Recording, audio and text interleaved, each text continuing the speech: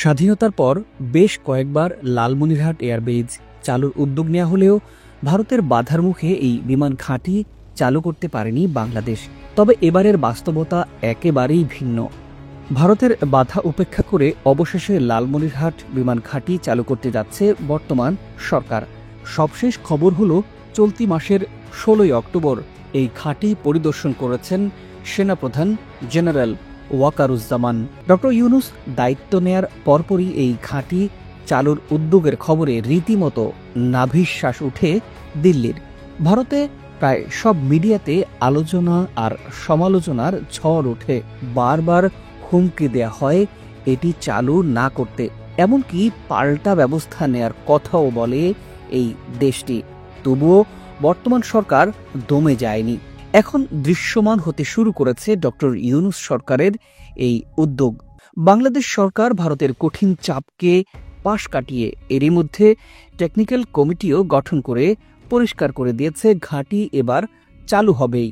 প্রিয় দর্শক, আমরা এই এয়ারবেজটি সরেজমিন পরিদর্শন করতে লালমনিরহাট যাই। বেশ কয়েকটি আপডেট সংবাদ থাকছে আজকের প্রতিবেদন জুড়ে। বেবিচকের 5 সদস্য বিশিষ্ট একটি কমিটি গঠনের খবর সহ কিভাবে কার্যক্রম পরিচালনা করা হবে সেই বিষয়টি তুলে ধরব আজ। জানাবো সেনাপ্রধান হঠাৎ কেন এই এয়ারবেজটি পরিদর্শন করলেন এবং সেখানে নবনির্মিত একটি হ্যাঙ্গারও পরিদর্শন করেছেন। চালু হওয়ার আরও গুরুত্বপূর্ণ কিছু আপডেট খবরাখবর আছে। সেনাবাহিনীর পক্ষ থেকে বলা হয়েছে দেশের স্বার্থেই এই বিমানবন্দরটি চালুর সিদ্ধান্ত নেওয়া হয়েছে। লালমনিরহাটের বিমান ঘাঁটির আদ্যোপান্ত জানানোর পাশাপাশি জানাবো ভারতের দুশ্চিন্তার কারণ কেন এই বিমান ঘাঁটি ভারতের উপর কতটা প্রভাব বিস্তার করতে পারবে বাংলাদেশ। প্রিয় দর্শক, চলুন শুরু করা যাক। তার আগে আন্তরিক অনুরোধ চ্যানেলটি সাবস্ক্রাইব করার।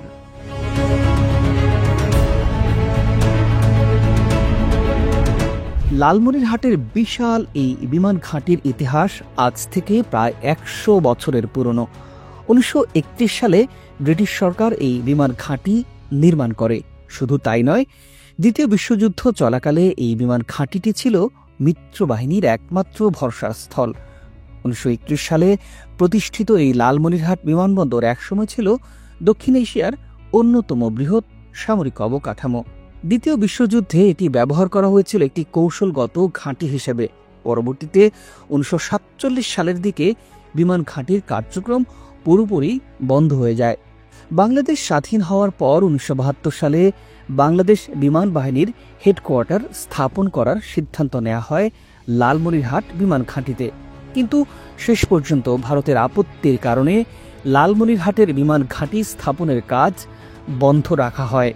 এরপর থেকেই পরিত্যক্ত অবস্থায় পড়ে আছে বাংলাদেশের এই গুরুত্বপূর্ণ বিমান ঘাঁটি। এই বিমান ঘাঁটির আয়তন প্রায় 2000 একর। এখানে 4 কিলোমিটারের বেশি রানওয়ে আছে। বিশাল এই বিমানবন্দর থেকে অসংখ্য যুদ্ধ বিমান একসাথে অপারেট করা সম্ভব, যেটি ভারতের দুশ্চিন্তার অন্যতম কারণ।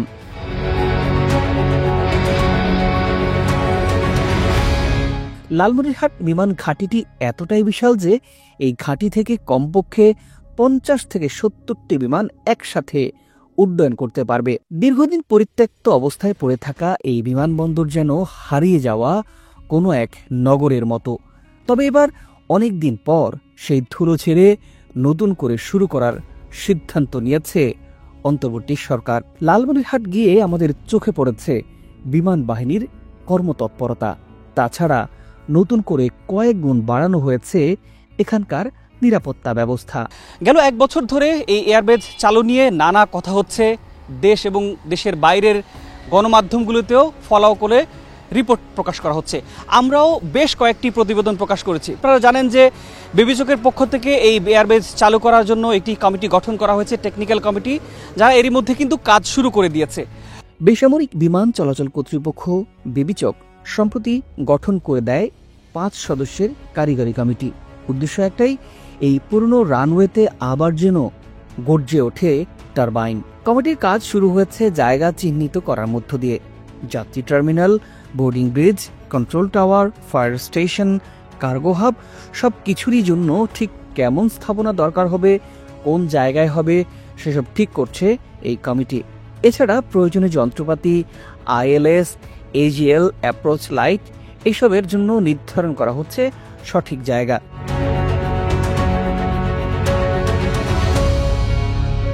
প্রিয় দর্শক, আমরা যেদিন এখানে অবস্থান করেছি সেদিন বাংলাদেশ বিমান বাহিনীর শীর্ষ কর্মকর্তারা এখানকার এই এয়ারবেজ পরিদর্শন করেছেন।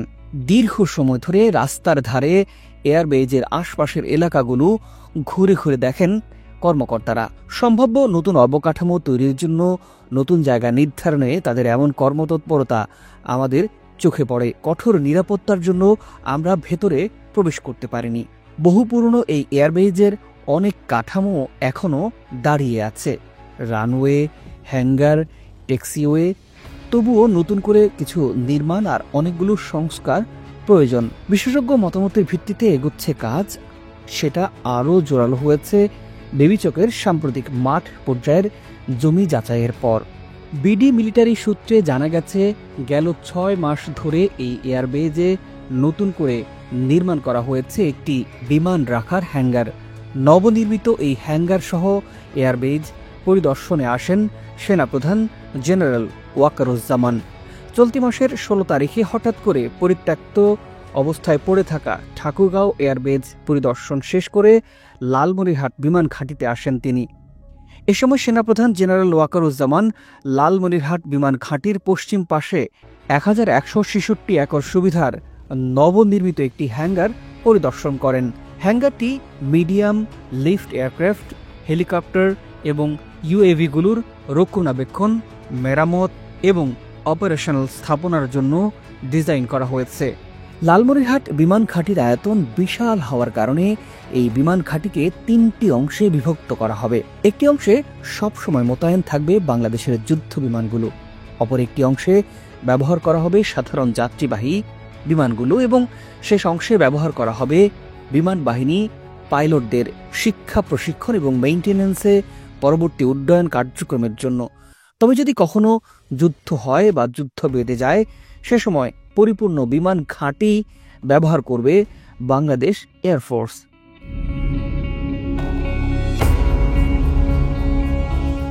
এই বিমান ঘাঁটিটি চালু হলে ভারত বাংলাদেশের অনেক হিসাব নিকাশ পাল্টে যাবে। চাইলেই বাংলাদেশের উপর হামলা করা আর কখনোই সম্ভব হবে না, কারণ ভারত বাংলাদেশের উপর হামলা চালাতে গেলেই খুব অল্প সময়ের মধ্যে এই বিমান ঘাঁটিটি ব্যবহার করে তাদের চিকেন নেক বন্ধ করে দিতে পারবে বাংলাদেশ। আর সেজন্যই এখন প্রয়োজন অত্যাধুনিক যুদ্ধ বিমান কেনার। আর এই যুদ্ধ বিমান কিনতে এখন মরিয়া বাংলাদেশ সরকার। কথা চলছে চীন আর পাকিস্তানের সাথে। এখানেও ভারতের আপত্তি। ভারত বাংলাদেশকে যুদ্ধ বিমান সংগ্রহে বাধা দিচ্ছে। প্রিয় দর্শক, এই বিষয়টি নিয়ে আমরা প্রতিবেদন তৈরি করেছি, আপনারা চাইলে দেখতে পারেন। ডেসক্রিপশনে এই প্রতিবেদনের লিঙ্ক দেওয়া আছে।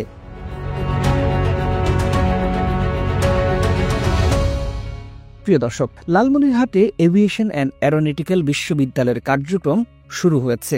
এছাড়া বিদেশি বিমানের রক্ষণাবেক্ষণ এবং মেরামতের জন্য একটি কেন্দ্র হিসেবে গড়ে তোলার উদ্যোগ নেওয়া হয়েছে।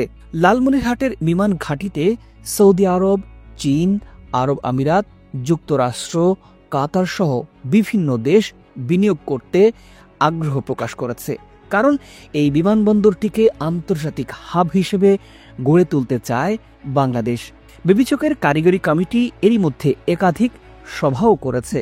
কিছু জমি এখনও বেবিচকের দখলে নেই, তবে সেটি চিহ্নিত করতে সরেজমিন পরিদর্শন করছে কমিটি। বিশেষজ্ঞদের মতে বড় ধরনের ভূমি অধিগ্রহণ করা লাগবে না। রানওয়ে, টারমাক, হ্যাঙ্গার পুনঃসংস্কার করলেই অপারেশন কাজ শুরু করা যাবে। বেবিচকের জমি সম্পর্কিত পরিদর্শন রিপোর্ট অনুযায়ী এই বিমানবন্দরের 1159 একর জমি রেকর্ডভুক্ত রয়েছে প্রতিরক্ষা মন্ত্রণালয়ের নামে। ভূমি করও তারাই দিচ্ছে, কিন্তু বেসামরিক বিমান চলাচলের জন্য এই জমি হস্তান্তরের প্রয়োজন আছে। সে লক্ষ্যে দেওয়ানি আদালতে শক্ত মামলা দায়েরের সুপারিশ করা হয়েছে।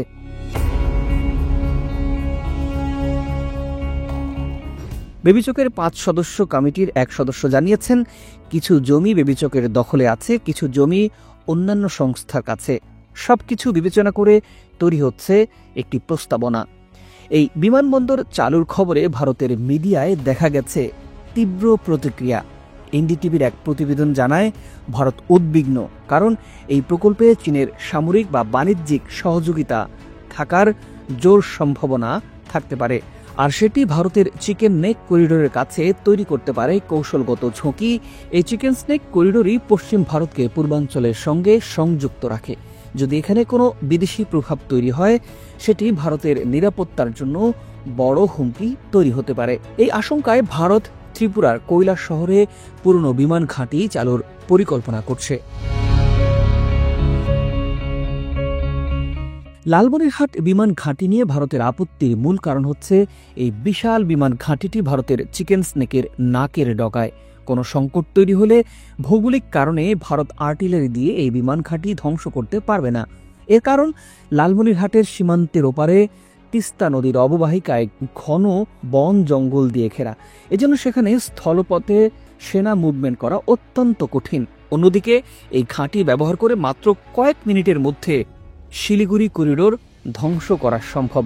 এতে করে ভারতের সাথে দেশটির পূর্বাঞ্চলীয় 7টি রাজ্যের যোগাযোগ সম্পূর্ণ বিচ্ছিন্ন হয়ে যাবে। এখানেই ভয় ভারতের। লালমনিরহাটের বিমান ঘাঁটি নিয়ে ভারতের সবচেয়ে বড় ভয়ের কারণ, এই বিমান ঘাঁটিতে আধুনিকায়ন এবং সংস্কার কাজ করার সম্ভাবনা বেশি চীন সরকারের। এটি নিয়ে ভারত তীব্র আপত্তি জানালেও তাতে বাংলাদেশ খুব একটা পাত্তা দেয়নি। ভারতের 7 সিস্টার্স বা পূর্বাঞ্চলের 7টি রাজ্যের আয়তন 2,62,184 বর্গ কিলোমিটার। আয়তনে বাংলাদেশ থেকেও দ্বিগুণেরও বেশি বড়। শিলিগুড়ি করিডোরের কাছে ভারতের সবচেয়ে নিকটতম দূরত্বের বিমান ঘাঁটি হচ্ছে হাসিমারা বিমান ঘাঁটি। ভারতের হাসিমারা বিমান ঘাঁটি থেকে বাংলাদেশ সীমান্তের দূরত্ব 120 কিলোমিটার। লালমনিরহাট থেকে শিলিগুড়ি করিডোরের দূরত্ব মাত্র 22 কিলোমিটার। তাছাড়া হাসিমারা বিমান ঘাঁটির রানওয়ে 2.1 কিলোমিটার, যেখানে লালমনিরহাটের রানওয়ের আয়তন 4 কিলোমিটারের বেশি। আয়তনে হাসিমারা বিমান ঘাঁটি বাংলাদেশের লালমনিরহাট বিমান ঘাঁটি থেকে দ্বিগুণেরও বড়। এই বিমান ঘাঁটির নির্মাণ কাজ শেষ হলে নিশ্চিতভাবেই বলা যায় কঠিন চাপে পড়ে যাবে ভারত। বেবিচকের সাবেক chairman air vice marshal Mofidur Rahman বলেছেন, এটি চালু হলে শুধু উত্তরাঞ্চলেই নয়, চিলমারি বন্দর, আন্তর্জাতিক বাণিজ্য এবং পর্যটনের নতুন দিগন্ত খুলে যাবে। ঢাকা লালমনিরহাট ফ্লাইট হলে পুরো অঞ্চল ঢাকার মূল স্রোতের সাথে যুক্ত হবে। আর দক্ষিণ এশিয়ার 4 দেশ ভারত, নেপাল, ভুটান, বাংলাদেশ সংযোগে এক নতুন বাণিজ্য হাব গড়ে উঠবে। বর্তমান বেবিচক সদস্য এয়ার কমোডোর মোহাম্মদ মেহবুব খানও জানিয়েছেন, 5 সদস্যের কমিটির সিদ্ধান্ত অনুযায়ী পরবর্তী পদক্ষেপ দ্রুততার সাথে নেওয়া হবে। তবে আগামী বছর জাতীয় নির্বাচনের পর রাজনৈতিক দল সরকার গঠন করলে এই উদ্যোগ টিকবে কিনা সেটি নিয়েও প্রশ্ন তুলছেন নেটিজেনরা।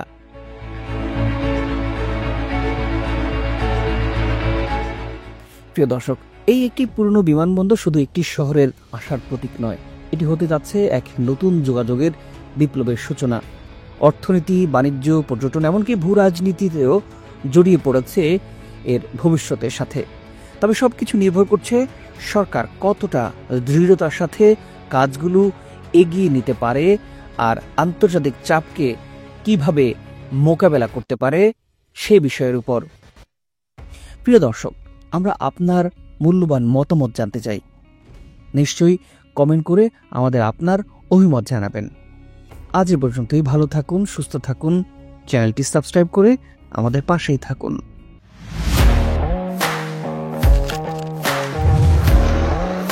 প্রফেশনাল স্টুডিও খুঁজছেন? ঢাকার প্রাইম লোকেশন নয়াপল্টনে দেশ সমাচার স্টুডিও আপনার কন্টেন্ট প্রোডাকশনের নির্ভরযোগ্য ঠিকানা। এখানে পাবেন 4K ক্যামেরায় মাল্টি অ্যাঙ্গেল রেকর্ডিং, আছে গ্রিন ও ব্ল্যাক স্ক্রিন সেটআপ, উন্নত মানের মাইক্রোফোন ও soundproof voice over booth. আপনার পছন্দ মতো স্টুডিও ডিজাইন করার সুযোগও থাকছে। Hazrat Shahjalal news content, talk show, interview বা পডকাস্ট, যা কিছুই করেন এখানে পাবেন প্রফেশনাল সেটআপ আর ফুল এডিটিং সাপোর্ট। আপনার চাহিদা অনুযায়ী বুক করতে পারেন আজই। কল কিংবা হোয়াটসঅ্যাপ করুন এই নাম্বারে 017202106575। ভিজিট করুন আমাদের ওয়েবসাইট ও ফেসবুক পেজ।